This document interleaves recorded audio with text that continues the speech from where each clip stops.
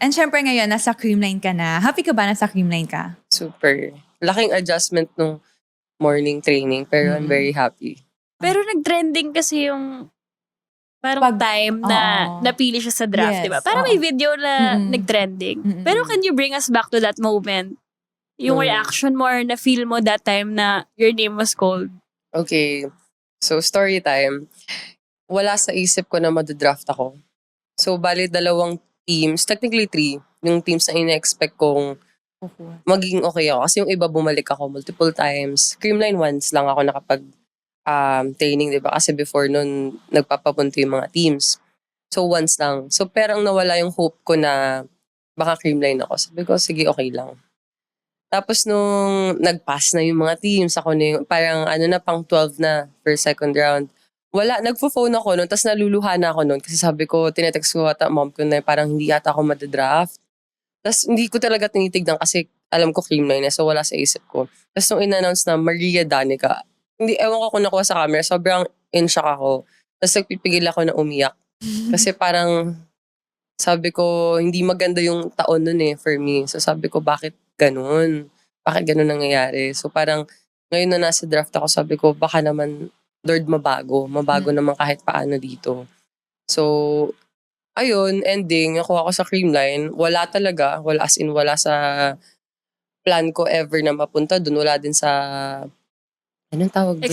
Expectation, wala talaga. So, sobrang very, very surprised and very happy that time. Ayun. So, kung bibigyan ka ng choice, gusto mo din sa Creamline mapunta? Yes. Dream team ko, Creamline talaga. Pero wala siya sa hope. Kahit hoping wala. Ayoko kasi parang masakit Masakit na mag-hope mapunta dun. Parang for me, top of the top talaga ang Creamline. So parang ako, okay. Hindi ko masyado mamatahin. Andun yung dream, pero hindi ko siya minamata. Pero naalala mo pa yung first ever training mo with the team? Sino una mong naging friend o sino unang kumausap sa'yo? Si Sheena talaga. Kasi syempre same kami sa drafting friends na kayo ni Sheen? Oo. Nakalimutan ko yung unang nung tanong. Sorry, Okay. So, si Nika din po, si Nika po ay sabog. Dapat pala pinakilala. Sabog. Kailangan pala, nasa intro yun Sabog tong taong to. Hindi, at least, eto na, mapapatunayan na lang. Nag-reveal lang wala sa oras. Oo, hindi namin din in-expect sa kanya na sabog pala tong batang to. Parang lagi siyang bagong gising. Baka kaya bedroom voice din siya kasi hindi siya umaalis sa bedroom. Balita ko nga natulog siya sa kabila. Nag-power nap siya before this episode. Hindi, sabi namin, eto okay na ba? Ready. Repeat the question. Hindi, kung naalala mo ba yung first training mo? Ano yung feelings, experience? Kabado talaga. Parang tinatry kong alam mo yung inuuto ko yung utak ko na hindi ka kabado, excited ka. Pero hindi talaga, nung pagpasok ko doon na official na parang, oh my God, si Ate Lai ba to? Oh my God, si ano ba to? Parang alam mo yung parang ako hindi. Hindi ako magpa-fangirl. Wala to. Pero parang andun yung part na focus. Kasi lahat nagpe-prep So parang ako, sige, mag-prep na lang ako. Doon ako nakasulok pa ako nun sa side ng court. So, kabado talaga ako nung unang dating. Pero parang mentally nag-ready ako kung anong pwedeng mangyari.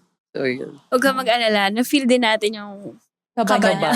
Oo, nag-iimo nga siya nung una. Kasi nandun na sa gilid. Hindi, nung una, ang naalala ko, nandun pa siya sa likod ng coaches. Yung upuan ni coach di ba? Sa likod, doon siya nag-warm up. Ano eksena nito ni ate girl? Walang ilaw? Oo, nandun talaga siya sa dilim. Nag-i-emo siya. Ano nun, di ba nung before na nagtitraining kami, doon kami sa kabilang side, pinapesto. So akala ko doon kami. Parang ako siguro bago dito muna. Kaya doon ako automatic muna nag-warm up. So yun, emo-emo ko na pala yun. Oo, emo talaga siya. Tsaka sa dilim talaga siya. Tapos, eto pa, sabi pa ni Lori, naka-earphones, tapos nagsasalita daw mag-isa. Ay, may kausap? Oo, aga may kausap. Lori Let us welcome Lori! pero, grabe yung energy niya para may makausap siya ng ng 6 ganong a.m. oras, diba? I think makapagsalita tayo nagchichismisan tayo. I need to defend myself. Baka nagpapatugtog lang ako. Walang mo kinakausap. Baka. Lori, kung nanonood ka, mali ang chismis mo. Maaga rin ang training nyo nung college? Hapon kami, 4 p.m. So, may class. Wala kaming call time kasi yung iba may mga classes ng hapon. Pero, hindi kami depende sa year nung time na yun. Kung gaano ka-strict yung... Pare, may seniority. Hindi naman, pero parang, kasi pagtungtong ko ng pro, iba na eh. May kultura na yung creamline eh. So, madali na lang mag-follow. Eh, nung time sa college, parang building pa rin nung ganong culture kung paano ka magsaset ng winning cultures. How do winners train? What time do they arrive? How do they prepare? Parang, nung college ako, nandun pa kami sa part na yun na binibuild pa lang yun. So, medyo natuwa ako. Actually, hindi medyo. Natuwa talaga ako na parang, okay, ito yung pinangarap ko sa college na andali na lang pumasok. May adjustments pa din. Madami pa pala akong na-realize ko na parang nung kay Ate Lai, na-realize ko ang dami ko pang kailangan i-adjust. Ang dami ko pang kailangan matutunan in terms sa disiplina. So yun, medyo happy naman yung transition pero medyo may konting struggle. Training-wise, malaking difference din. Oo. Nahirapan ka. Hindi naman po masyado kasi medyo mas tagtag kami nung college eh. So, Hindi, kasi Coach Shaq. Si Coach Shaq. Coach Shaq. Hirap magpa-training si Coach Coach O. Shaq. Tapos, si Coach Bok medyo mas okay, mas systematic. Systematic naman yung mga previous coaches pero talagang push kami talaga doon sa, parang medyo ubos-ubos kami. Did you feel lost nung start? May Kasi mga iba. Sobrang bagong sistema siguro from your college. Dami. Parang, di ba may mga certain plays tayo, may certain passes. Parang, wala kaming ganun nung college. Parang kung saan lang pumunta yung bola, doon ka na pumasok. Kung ano lang i-call mo, yun na yun. Parang ilang beses ako na correct, na call out for yung mga plays na talagang it took me a while bago magets. Even ngayon, minsan parang, alam mo yung medyo nag-elutang, medyo naglalag, naglo-load pa minsan pag nag-call yung setter na kung ano yung play. So, adjustment pa din talaga. Kasi nga, medyo hindi pa buo yung system namin nung college. So, yun.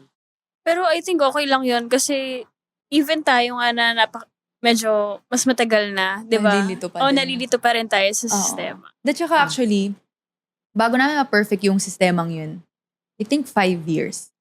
Gano'n siya katagal. Kaya nga, swerte kayo na bata pa lang nasa creamline kayo.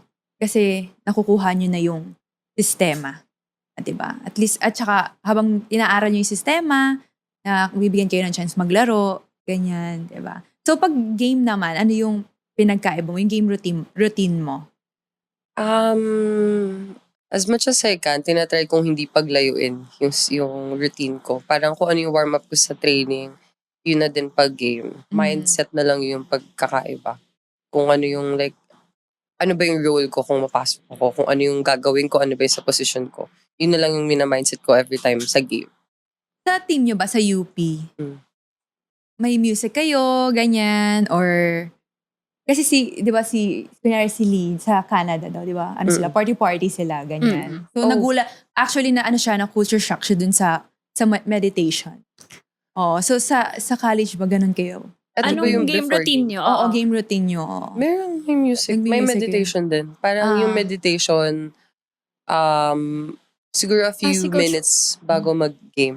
Sige, Si Coach O. So, meron na kami ng meditation. Tsaka yung party. Pag ano na, warm-up, kailangan akala ko okay siya. Akala ko yung hype. Pero hindi din pala maganda yung sobrang hype. Dapat talagang balance ng yung emotions. Hindi, actually, depende naman. May mga tao kasi gusto talagang Effective, may oo. ingay eh, di ba? Pero, I think sa creamline kasi mas mas gusto kalma. Kanya-kanya, no? Wala hindi, kanya-kanya. nag-uusap Oo. talaga, no? Tapos, as in meditate, sariling music, ganyan. Well, I think Pero mas... si Nika, mas lagi Oo, siya naka-head kasi nga may earphones. kausap. Oo, Joke kasi lang. may kausap siya. Pati sa gay pala may kausap. Ayan. So, ito naman. Alam mo. Sige na, ikaw na nila. Hindi, kanina kasi nabanggit mo si Ate Lai, di ba? So, So, na-curious lang ako. Since may binigay siyang advice sa'yo, mm-mm. ano yung pinaka memorable advice na natanggap mo from a certain person? Actually, dalawa. Kay Ate Lai, yung parang push ko lang ng push. Kasi parang you'll never know when your opportunity might come. Ano pa yun? Oh my God, sa hotel. Basta nakalimutan ko nasa ano tayo nun. Roommate sila. Roommate kami. Yun, grabe ka ba ko nun? Roommate ko si Ate Lai. Sabi ko, my God, parang masasalpak ako. Pero maganda naman, maganda yung usapan. I think na nakwento ko yun before sa live ko, na naiiyak ako nung kausap ko siya. Tapos yung pangalawa naman, kay Ate Gemma, na parang sabi mo nun parang, parang tumatak siya sa akin na parang you always have to make an attempt doon sa bola. Kahit parang imposible gawin. Parang nung una I struggled sa mga ibang, yung mga bola, yung parang pag-attack or pag-block na parang hindi mo na mahabol. Parang just try. Parang ilang instances yun na pag-attempt ko, ay nabablock ko or ay nare-receive ko. So, yun yung dalawang advice na nag-stick sa akin. Thank you. Oh, congratulations. Naiyak na ako. Joke lang. Oh, thank you. Di, pero totoo yun, Oo. di ba? Never stop talaga. Di ba, lagi nating para motto na, walang titigil. Yung Oo. para kahit na mema na lang yung attempt mo. Kasi minsan, Kahit daliri diba? mo na lang yung minsan nagtatouch. dahil kakatry mo, bigla makukuha mo na pala yung bola. Oo. And of course, si Mama Mary, nag-advise.